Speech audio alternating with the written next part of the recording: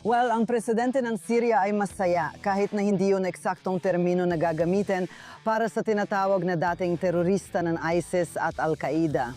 Pero pakinggan natin mismo mula sa mismong taong sangkot. Ngayon, nilalampasan ng Syria ang isang madilim na bansa at pinupunit ang isang masakit na kabanata ng nakaraan nito upang magsimula sa landas ng pag-unlad, rekonstruksyon at muling pagtatayo. Ipinapaabot ko ang aking tahos-pusong pasasalamat kay Pangulong Donald Trump ng Estados Unidos at sa lahat ng mga bansang kaibigan at sumuporta sa amin.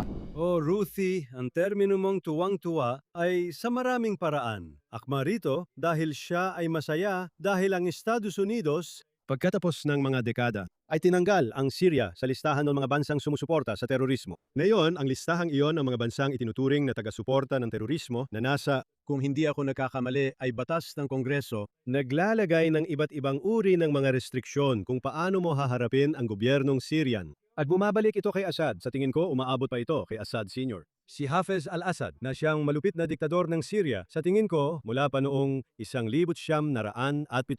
At sa katunayan, ipinasa niya ang kanyang paghahari ng takot sa kanyang anak hanggang sa mapatalsik ang kanyang anak ng kasalukuyang namumuno. At kaya matagal nang pasan ng mga Syrian ang mga restriksyong ito. Ang klasifikasyon ng US bilang taga-suporta ng terorismo ay matagal nang nakadikit sa mga Syrian. At maintindihan mo kung bakit tuwang-tuwa ang kasalukuyang namumuno na inalis ito ng mga Amerikano. At ang pinakamatinding kabalintunaan ay ang taong ito mismo, ang presidente ng Syria, si Ashara, siya mismo ay naging miyembro ng mga itinalagang grupong terorista. Kasama siya sa mga kilusan ng Al-Qaeda at ISIS at ang katotohanan na siya bilang presidente ng Syria ay inalis na ng US. Sa listahan para sa kanya, halos parang isang himala iyon. Tama ka talaga. At lalo na dahil mula nang siya ang namuno noong nakaraang taon, brutal niyang minamasakher ang mga Kurds sa Syria. Ngayon, bakit mahalaga yon? Mahalaga ito, una sa lahat, dahil isa siyang mamamatay tao, isang mass murderer. Totoo rin naman na si Assad ay isang mass murderer din, baka nga mas malala pa. Pero itong punto, dahil sa napaka-sensitibong balanse sa gitnang silangan ngayon na may iba't ibang klase ng kakaibang alyansa. Sige, pag-usapan muna natin sandali ang katotohanan iyon. Ang timing ng anunsyong ito mula sa State Department ay kasabay din ng isang nakakaintrigang pangyayari. Kasama si Tom Barak, ang US Ambassador sa Turkey, na si Tom Barak na may iba pang tungkulin bilang Special Envoy, ay ipinatawag pabalik sa Washington matapos niyang ibigay ang sumusunod na panayam.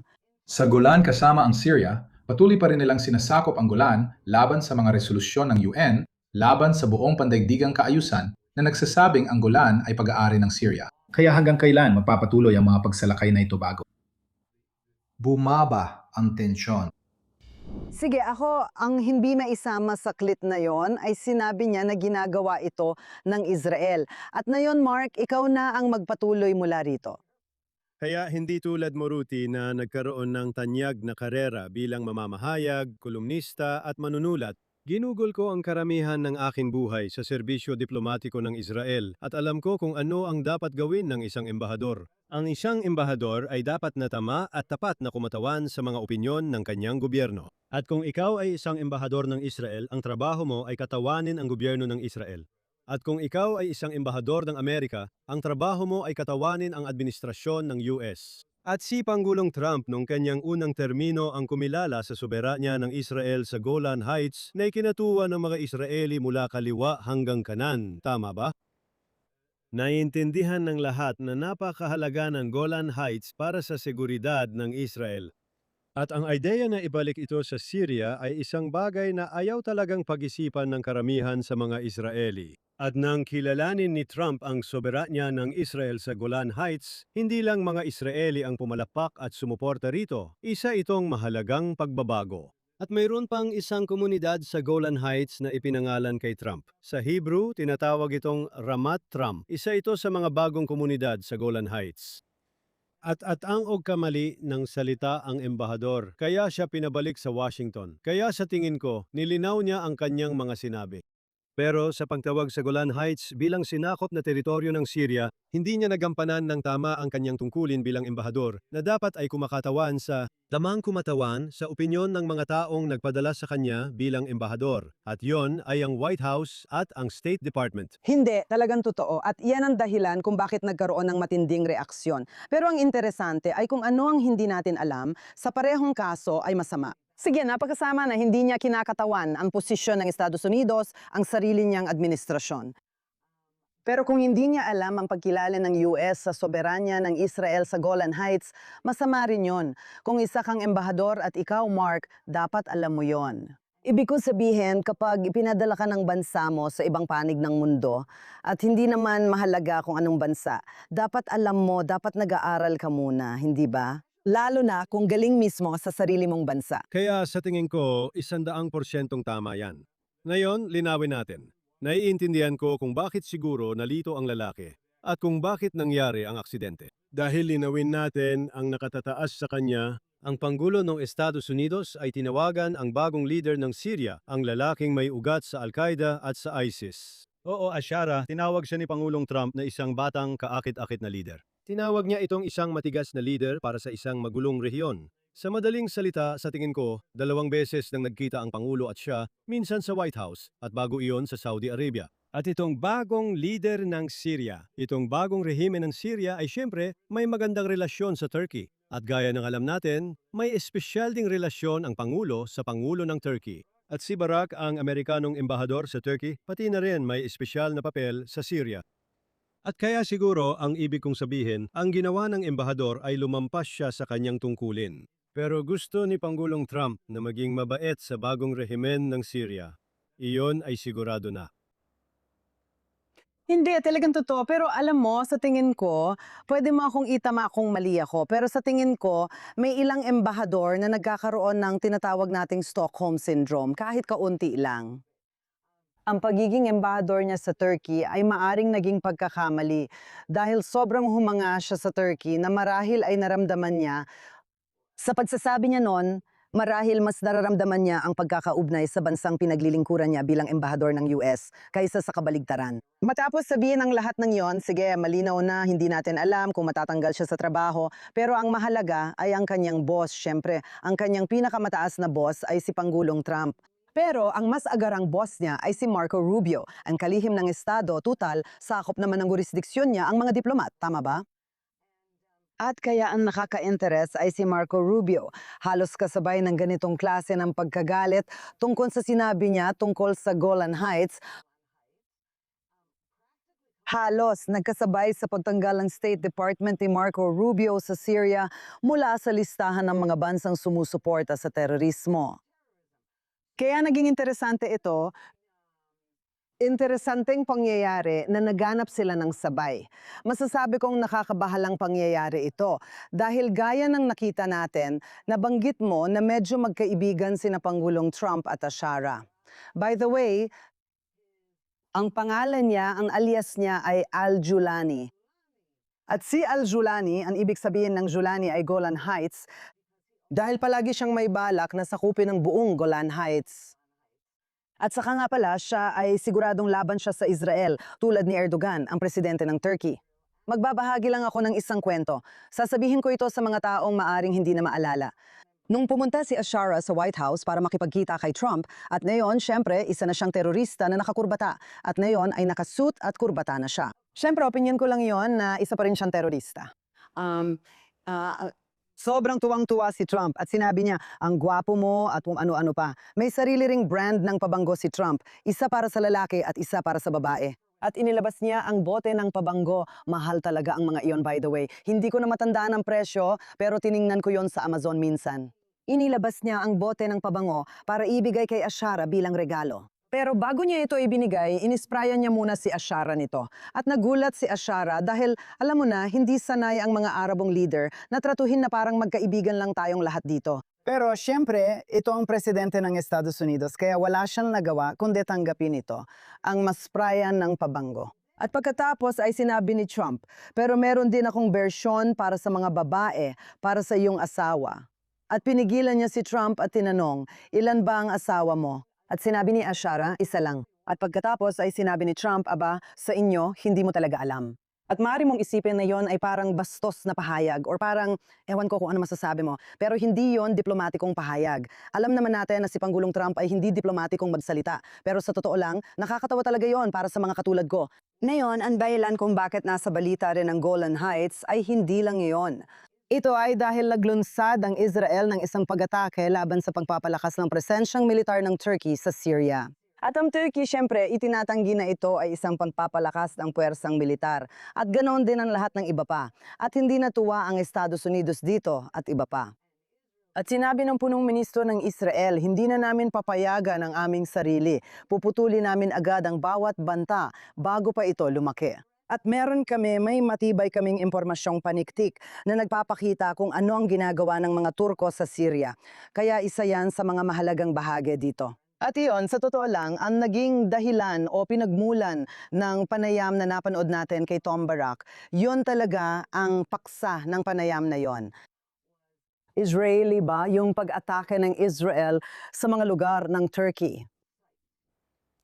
Kaya una akong sasagot, kailangan kong banggitin yung insidente ng pabango dahil gaya ng sinabi mo, talagang nakakaaliw yung sandaling iyon. At tama ka, si Donald Trump ay hindi kilala sa pagiging maingat sa diplomasya. Sinasabi niya ng diretsahan ang tingin niya. At walang duda na kulang siya sa diplomatikong pag-iingat. Sa kabilang banda, baka may mga benepisyo rin ang pagiging direkta niya sa politika at diplomasya. Pero balikan natin, may dalawang issue dito kung saan may pagkakaiba ang Israel at Estados Unidos. Issue numero 1 ay kung paano mo tinitingnan ang rehimen ng Syria. Kaya ang mga Israeli kasama na kaming dalawa ay talagang nagdududa sa bagong leader ng Syria. Tinatawag mo siyang terorista na naka-Amerikana at kurbata. Ito ay isang tao na ang pinagmulan, gaya ng sinabi natin, ay sa matinding Islamikong militansya, ISIS, Al-Qaeda at iba pa. At siya ang namuno sa Syria at gusto niyang isipin ng mundo na, alam mo, nasa nakaraan na niya yon at hindi na bahagi ng kanyang hinaharap. At ang totoo niyan, Ruthie, sa kabuuan, kumikilos siya ng napakamahinahon. At sa kabuuan, maliban sa ilang mga eksepsyon, umaakto siya bilang isang responsableng leader. At ang mga sinikal na Israeli tulad ko ay magsasabi, kumikilos siya ng mahinahon dahil mahina siya. Dahil sa ilang araw na pagitan ng papaalis na diktadurya ni Assad at ng papasok na bagong rehimen ni Ashara, ang Israeli Air Force ay nagsagawa ng seryosong operasyon. Sinira ang depensa ng himpapawid ng Syria, sinira ang Syrian Air Force, sinira ang Syrian Navy, sinira ang mga sandata ng Syria, mga stockpile, ang kanilang mga arsenal, ang kanilang mga misil, ang mga chemical na sandata na hindi naman talaga nila inamin na meron sila. Oo, hindi nila inamin na meron sila, pero malinaw na meron sila, oo. Sa madaling salita, inagaw niya ang kapangyarihan sa isang bansa na walang militar. Walang hukbong dagat, walang hukbong himpapawid, walang hukbong lupa. At tama ang sinabi ng Israel, talagang tama, na ang taong ito ay galing sa ISIS, ang taong ito ay galing sa Al-Qaeda. At bilang resulta, ayaw naming ang taong ito ang mamuno sa anumang sistema ng armas na maaaring makasama sa Israel. Kaya naman nakontrol niya ang isang bansa na walang arsenal, walang militar. At nagpapakabait siya. At sa tingin ko, maraming Israeli na nagdududa sa kanya ang seryosong naniniwala na nagpapakabait at nag-iingat lang siya dahil mahina siya. At kung bibigyan natin siya ng panahon para muling patatagin, buuin at ibalik ang lakas ng Syria, doon natin makikita ang tunay na Ashara. At hindi na siya magiging mabait. At ang mga taong nakakaalam ng kasaysayan ng Europa ay alam na noong si Hitler ay naluklok sa kapangyarihan noong 1933. Siya rin ay parang mabait. Nagsasalita siya tungkol sa pakikipagpayapaan sa Poland. Nagsasalita siya tungkol sa pakikipagpayapaan sa UK. Gusto pa nga niyang pumirma ng mga kasunduan sa mga bansang ito. Mga kasunduang di pagsalakay, mga kasunduan ng kooperasyon, mga kasunduan sa limitasyon ng armas. Dahil mahina pa siya noon. Pero siyempre, kapag napagtibay na ng mga Nazi ang kanilang kapangyarihan, kapag naitayo na nila ang Wehrmacht, kapag napalakas na nila ang militar ng Alemanya, doon nila ipinapakita ang tunay nilang pagkatao. At sa tingin ko, ang kinatatakutan ng mga Israeli ay yan mismo ang ginagawa ng leader ng Syria. Ang Amerika sa kanilang mga pampublikong pahayag, mismong ang presidente ay binibigyan muna ng pagkakataong mapatunayan ang sarili ang rehimen. Tulad ng sinabi natin, pinupuri niya itong bagong tao na para bang siya ay isang nakagiginhawang presensya at sinasabing nagbago na siya. At ang kanilang lohika ay parang lohika ni Tony Blair na alam mo, si Tony Blair noong siya ay nasa Oxford ay nagkaroon ng pagkahilig sa Trotskyismo at mas matinding sosyalismo. At siyempre, noong naging punong ministro na siya ng Britanya, isa na siyang mas moderatong sosyal-demokrata. Isang napakasentristang leader ng Labour. Kaya sinasabi ng mga tao, kasi alam mo na tumatanda ang mga tao at nagiging mas mature sila at ang responsibilidad ay nagpapahinahon sa kanilang personalidad at ideolohiya. At parang sinasabi ng mga Amerikano sa publiko, yon ang impresyon ko kay Trump, na dapat munang ipagpalagay na nagbago na ang taong ito. Ang mga Israeli gaya ng sinabi ko ay hindi kumbinsido. Well, kasi yun ang dahilan. Hindi ko kailanman gagamitin ang paghahambing kina Tony Blair at Ashara.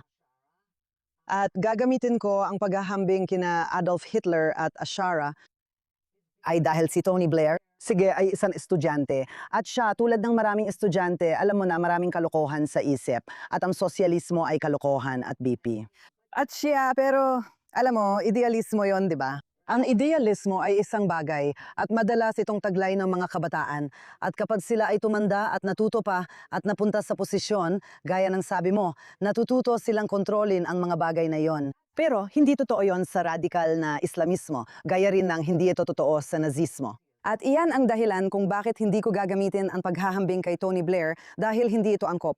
At oo, totoo na gusto ni Trump na pagbigyan muna siya sa kabila ng pagdududa. At totoo rin na hindi pa rin maintindihan ng kanluran ang tunay na sitwasyon.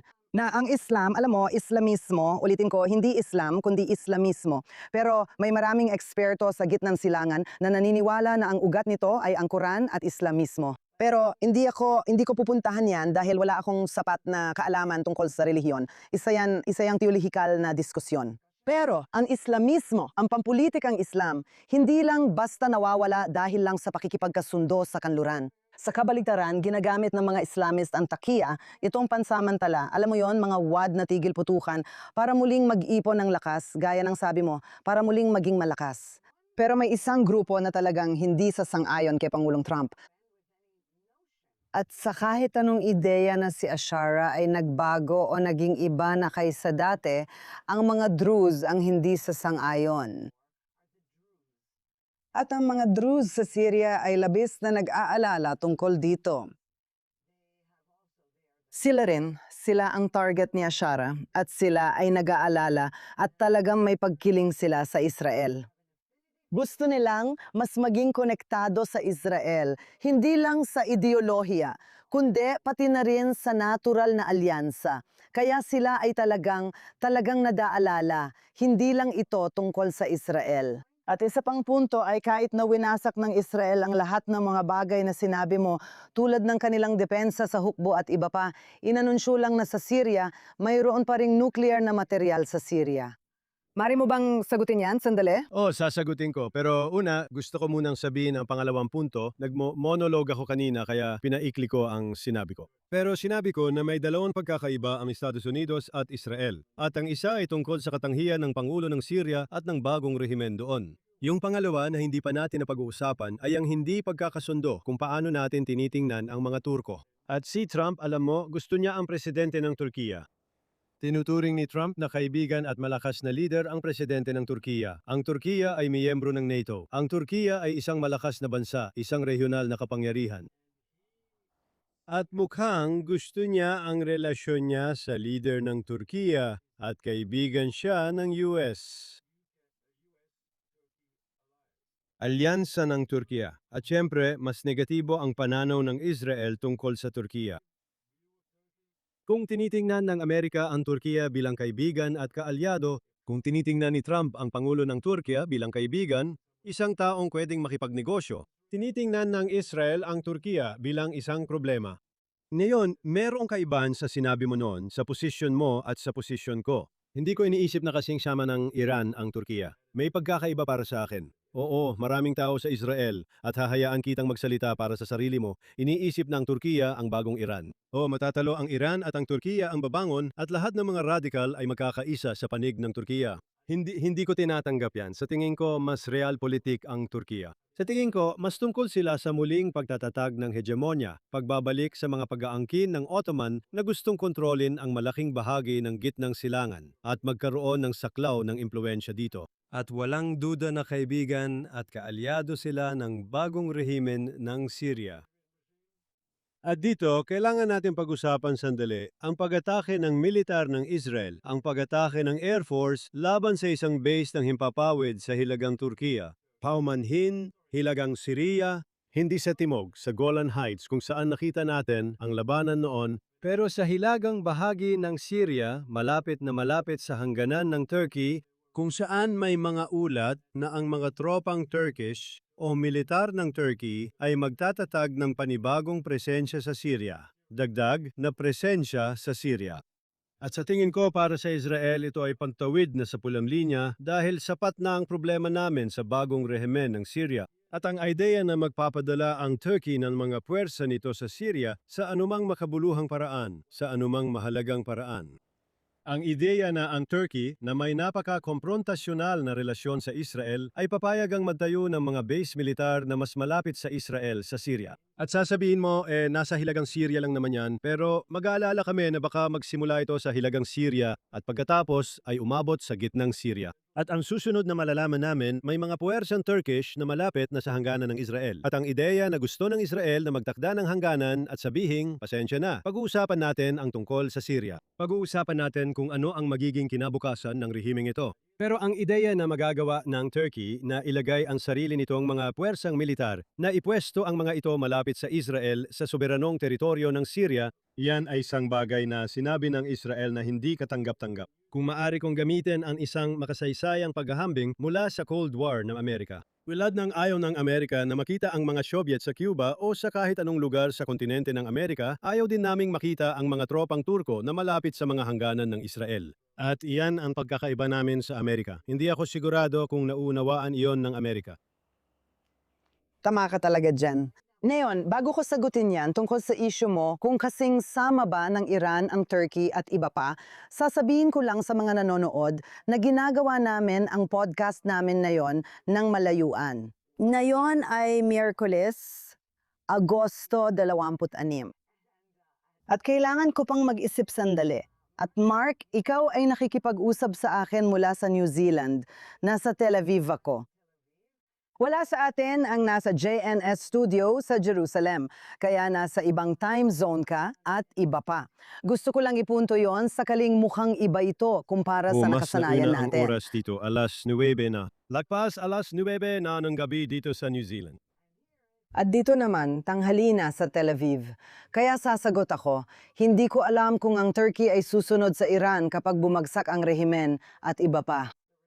Pero ang alam ko, at dito tayo, hindi nagkakasundo ng ilang dekada na, ibig kong sabihin ilang taon na rin, matagal ko nang nagsusulat laban kay Pangulong Erdogan ng Turkey, na hayagang laban sa mga Hudyo. Galit siya sa Israel. Tinatawad niyang si Netanyahu na si Hitler. May mga opisyal ng Turkey na nagsabing sasakupin nila ang Jerusalem at kung ano-ano pa. Kaya alam mo, oo, gusto nilang muling itatag ang Ottoman Empire. Kahit ano pa ang gusto nilang itatag, taga-suporta rin sila ng Hamas. Pinatuloy nila ang Hamas sa buong digmaan. Ang mga flotilla, yung tinatawag na Free Gaza flotillas, karamihan ay nagmula sa Turkey. Hindi lahat, pero marami. At tiyak na ang original na Mavi Marmara ay doon din nagmula. Ang Turkey, kahit na wala tayong opisyal na status bilang magkaaway sa Turkey, kaaway pa rin sila. At maging si punong ministro Netanyahu ay nagsisimula ng sabihin niyon. At sinabi niya, paano naglakas loob si Erdogan na batikusin ako? At siya, at mas mabuting wag niyang gawin yon. Sa madaling salita, sinabi ni Netanyahu na mas mabuti pang mag-ingat siya dahil hindi namin palalampasin ang kahit isang bagay na ganyan, kahit isang agresibong kilos o kahit pahayag mula sa kanya. Ngayon, ang mga Israeli na dati ay dagsa sa Turkey bilang mga turista dahil napakalapit lang talaga. Ibig kong sabihin, hindi ito alam ng karamihan ng tao. Sumakay ka lang ng eroplano sa Tel Aviv, makakarating ka na agad sa Turkey bago mo pa marating ang Tel Aviv mula Jerusalem kung magmamaneho ka. Napakaikli lang talaga ng biyahe sa eroplano. At isa rin itong murang destinasyon para magbakasyon. Masasabi mo, maraming magagandang lugar sa Turkey. Tumulong din ang Israel sa Turkey noong nagkaroon ng lindol at iba pa. Pero ngayon, unti-unti nang tumigil ang mga Israeli sa pagbabakasyon sa Turkey dahil delikado na ito.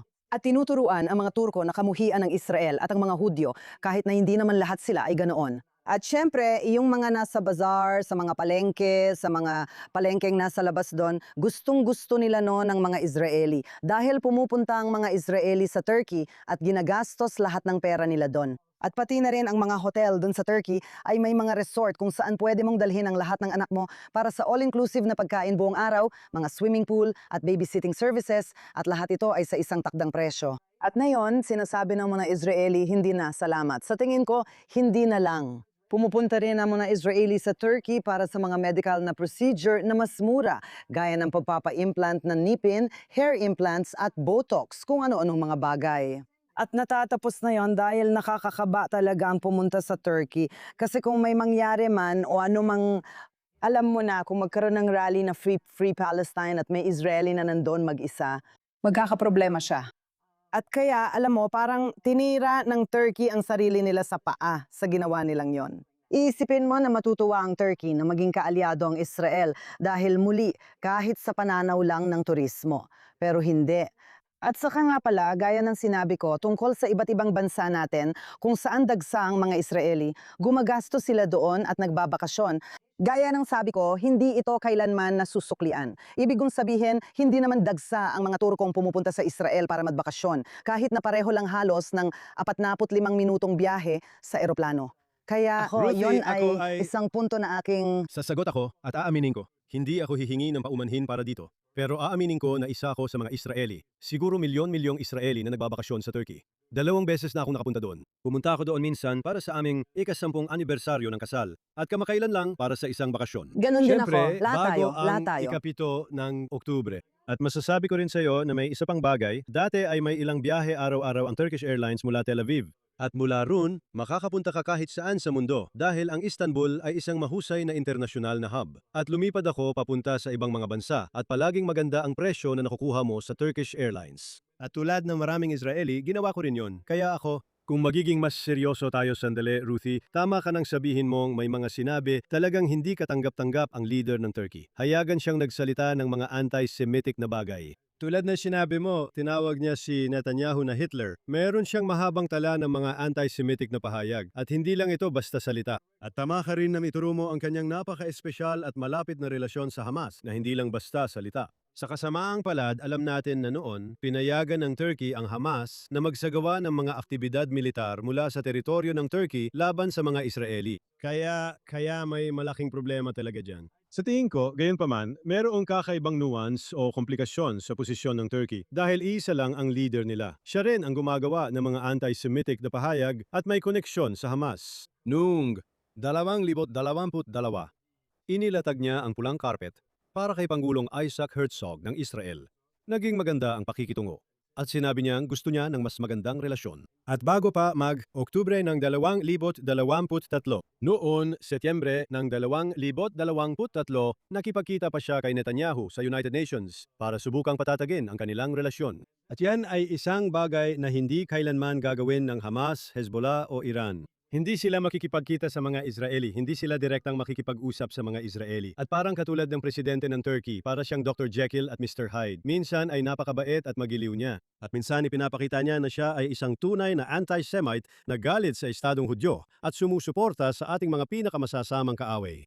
At mayroong komplikasyon doon. At sa tingin ko, hindi ko alam kung tungkol ito sa kanyang personalidad o tungkol sa realpolitik. Minsan ay para sa kanyang interes na maging mabait sa Israel. At minsan naman ay para sa kanyang interes na hindi maging mabait sa Israel. May kasabihan noon sa Israel tuwing may eleksyon sa Turkey at umaapela siya sa isang islamistikong basing hindi tayo gusto. At kapag tapos na ang eleksyon, mas nagiging mabait siya sa Israel. Kaya mahirap para sa akin, gaya ng sabi mo, hindi siya legal na itinuturing na kaaway. Tiyak na siya ay isang karibal, tiyak na siya ay isang hamon. At para sa maraming Israeli, siya ay isang banta. At kung paano natin haharapin yon, alam na siya ay mabuting kaibigan ni Trump at mabuting kaibigan ng Estados Unidos at miyembro ng NATO. Iyon, sa tingin ko, ay isang hamon para sa mga leader ng Israel. At walang duda tungkol doon. At kailangan kong sabihin, wala akong nakikitang leader ng Israel ngayon. Wala akong nakikita sa hinaharap. Alam kong may darating tayong halalan sa loob ng 2 buwan. Wala nga leader ng Israel na yon o dati na nakikita ko. Wala akong maisip na kayang kamahalaan ang mga maseselang ugnayang ito sa iba't ibang lugar, kasama na ang mga kaaway at ang administrasyon ni Trump. Una, ang administrasyon ni Biden, tapos ang administrasyon ni Trump, tapos lahat ng iba't ibang ugnayan na ito na tinatawag mong karibal si Erdogan. Sige, tinatawag ko siyang kaaway. Ewan ko, pareho lang yan kasi galit siya sa atin at malinaw naman niyang ipinapakita niya. At masaya niyang makikita na mabura tayo sa mapa. Pero ang sinasabi ko, para malampasan natin ito, kailangan mo ng isang tao na makakahanap ng paraan para magawa ito nang hindi naiinis si Pangulong Trump, nang hindi naaapektuhan ang sarili niyang mga alyansa, ang sarili niyang balanse sa rehiyon. At talagang kamangha-mangha na nagawa niya ito hanggang ngayon. At alam mo, hindi natin alam kung muling mahalal siya o hindi, si Netanyahu, ang ibig kong sabihin sa susunod na eleksyon. Pero tiyak na mahusay niyang nayo sa mga ugnayang international sa paraang, kaya naman napaka-unfair talaga. Yung mga kritiko na inaakusahan siya na naging dahilan ng pagka-isolate ng Israel sa mundo at iba pa, sa palagay ko, walang mas mahusay maglaro ng chess kaysa kay Netanyahu. Kaya papalapit na tayo sa pagtatapos ng ating podcast. Lumagpas na tayo sa kalahating oras at kadalasan sinasabi natin na 30 minuto lang tayo bago tayo magpaalam para makapanood o makapakinig naman ang ating mga tagapanood at tagapakinig ng iba pang podcast o palabas. Siyempre, hindi kasing ganda ng atin. Pero Hindi, masasabi ko siyempre na hindi. gusto ko rin kung pag-uusapan natin ang punong ministro ng Israel at sa tingin ko kahit ang mga kalaban niya sa politika sa Israel ay aaminin yon. Isa siyang tao na may karanasan sa diplomasya, may kakayahan sa diplomasya. Na walang kapantay. Oo, siya Alam niya kung paano, alam mo na, makipagnegosasyon. At sa tingin ko, maraming Israeli kahit yung mga hindi siya gusto ay aaminin na kapag silang dalawa lang ni Pangulong Trump ang nag-uusap sa White House, ito ay isang tao na marunong ipaglaban ng interes ng Israel ng matatag. Kasabay nito, nang hindi niya napapalayo ang loob ng Pangulo ng Amerika na malapit at mabuting kaibigan. At ito ay isang halimbawa kung saan ang interes ng Amerika, maraming pagkakataon na ang Israel at Amerika ay magkasundo. Pero tungkol sa bagong pamahalaan sa Turkey at pati na rin sa lumang pamahalaan doon, ang ibig kong sabihin, ang Pangulo ng Turkey ang namumuno doon simula pa noong pagpasok ng bagong siglo. Sa parehong mga pagkakataon, hindi ako sigurado kung merong, alam mo na, ganap na pagkakaiba ng opinyon. Pero walang duda na ang Amerika at Israel ay magkaiba ng pananaw at kailangang maingat na pangasiwaan ang mga pagkakaibang iyon. at responsibilidad ng pamunuan ng Israel na gawin yon sa isang matalinong paraan. Sa isang epektibong paraan, sa paraang nagpapakita tayo ng paggalang sa mga Amerikano, pero malinaw nating ipinapahayag ang ating posisyon. Tiyak. May isa lang akong gustong kwestiyonin sa sinabi mo. Sumasang-ayon ako sa lahat ng sinabi mo. Maliban sa pagbibigay ng kredito sa mga kritiko niya sa sariling bansa na hindi, alam nila na matalino siya at lahat ng iyon.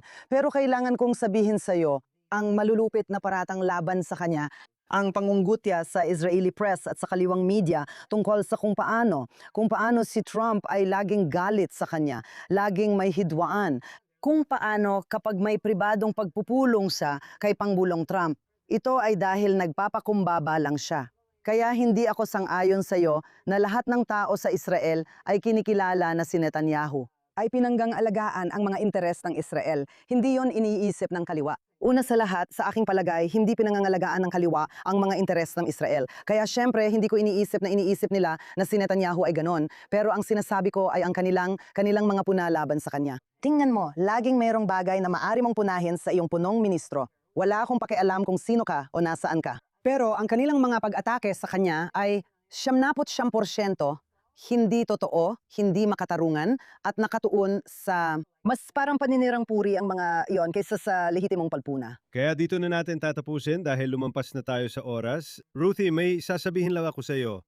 Nagsalita ako kanina sa isang pampublikong event dito sa New Zealand at may isang babae na lumapit sa akin. At kung nanonood siya, ipapaabot ko ang aking pagbate. Sabi niya, bawat linggo kahit dito sa malayong New Zealand, walang lugar na mas malayo pa sa Israel kaysa sa New Zealand. Kahit dito sa New Zealand, may mga tapat tayong tagapanood, mga taong nakikinig at nanonood ng Israel Undiplomatic bawat linggo. At iyon ay isang bagay na nagpasaya sa akin, na malaman na kahit sa New Zealand, may mga taong sumusubaybay sa atin ng mabuti. Ay, napakaganda niyan. At naalala ko tuloy na hilingin sa sinumang nag-enjoy sa broadcast na ito na paki-like at mag-subscribe at ikatutuwa namin yon. Hanggang sa susunod na linggo, Mark. Magkikita tayo ulit sa susunod, Ruthie.